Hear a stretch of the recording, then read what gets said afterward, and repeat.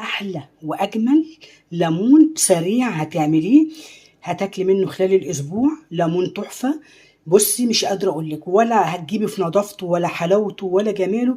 احسن حاجه ان انت تعملي كل حاجه في البيت، تعملي الحاجه بنظافتك انت بايديكي، تكوني ضامناها، تكوني عارفه انت بتعملي ايه، تكوني شايفه النظافه اللي انت بتعمليها بايدك.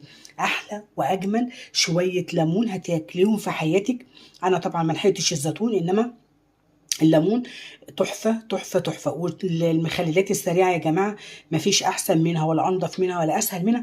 ووفري إن أنت تشتري من بره، لأن طبعا أنت 100,000 إيد بتتحط في الحاجات اللي بتشتريها من بره، وما تعرفيش البكتيريا والكلام ده كله. طبعا إحنا على قد ما نقدر هنعمل الحاجة بتاعتنا في البيت، وهي مش مكلفة صدقوني. دي أوفر ليكم وأرخص وأحسن وأضمن كمان ليكم ولولادكم. أقول لكم كل سنة وأنتم طيبين وفي رعاية الله، ومع السلامة.